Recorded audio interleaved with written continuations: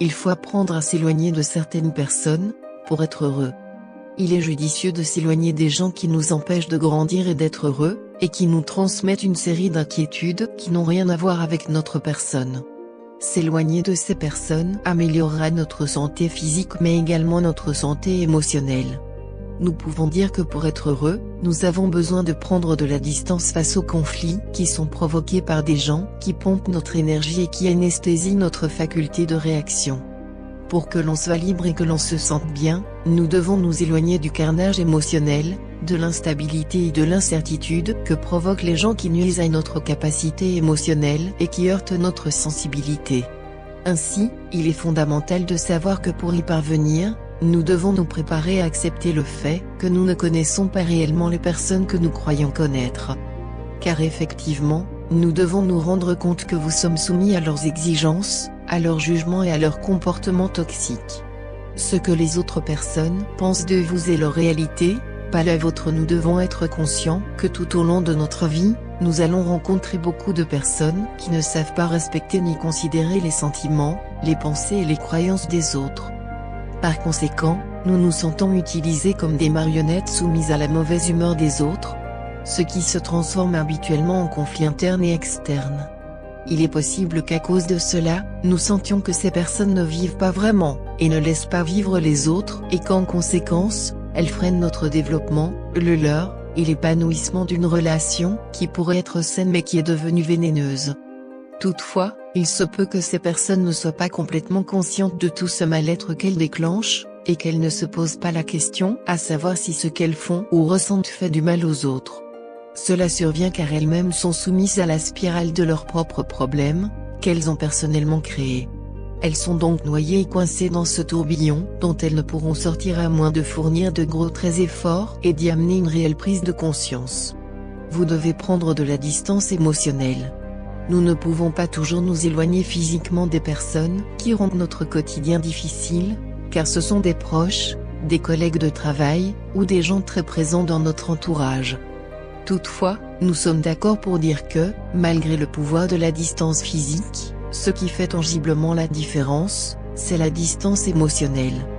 Pour cela, nous devons faire un travail sur nous-mêmes pour assembler toutes les forces nécessaires afin de nous maintenir hors de leur capacité d'action, et éviter ainsi que ces personnes n'aient pas une trop grande influence sur nous. Mais alors, comment faire? Profitez de l'avantage de l'anticipation. Vous savez sûrement comment cette personne réagira face à telle ou telle situation. Alors, profitez de cela pour vous protéger. Mettez la barre haut lorsque vous accordez du crédit aux autres personnes. N'accordez pas de crédit aux gens qui sont mal intentionnés et qui ne vous apporteront rien. Pour cela, inspirez-vous d'un enseignement socratique traditionnel qui offre la possibilité de filtrer les commentaires des autres ainsi que les nôtres. Le jeune disciple d'un philosophe sage arrive chez celui-ci et lui dit : « Maître, un de tes amis a parlé de toi avec malveillance. » « Attends » l'interrompt le philosophe. « As-tu déjà fait passer par les 3 filtres ce que tu vas me raconter ? » Les 3 filtres ? Oui. Le premier est celui de la vérité. Es-tu sûr que ce que tu veux me dire est absolument certain ? Non, je l'ai entendu dire à quelques voisins. Au moins, l'auras-tu au moins fait passer par le deuxième filtre, qui est celui de la bonté ? Ce que tu veux me dire, est-il bon pour quelqu'un ? En réalité, non. Au contraire, ça alors. Le dernier filtre est celui de la nécessité. Est-il nécessaire de me faire savoir ce qui t'inquiète tellement ? À dire vrai, non. Alors, dit le sage en souriant, si ce n'est ni vrai, ni bon, ni nécessaire, enterrons-le dans l'oubli. Être heureux, il faut apprendre à s'éloigner de certaines personnes, pour être heureux gérer vos attentes. Parfois, nous attendons tant des autres que nous sommes incapables d'accepter la réalité telle qu'elle est vraiment. À ce moment-là, nous devons accepter que nous ne connaissons pas si bien les personnes dont nous attendons beaucoup et qui nous déçoivent constamment. Cela permet aussi de réévaluer nos attentes vis-à-vis des autres personnes, qui peuvent être très exigeantes, partiales et même nous polluer par un terrible mal-être. Une fois que vous avez réussi à filtrer les mauvaises actions, vous vous concentrerez sur vos opportunités de croissance, et vous arrêterez d'utiliser vos forces comme une conséquence de la toxicité de l'environnement. Gardez votre perspective en tête pour aboutir à l'indifférence, quand vous commencerez à sentir et à comprendre que vous êtes descendu de cette fameuse montagne russe qui vous enfermait, vous réussirez à oublier les inquiétudes que vous a apportées cette personne ou ce membre de votre entourage, dont vous essayez de vous défaire.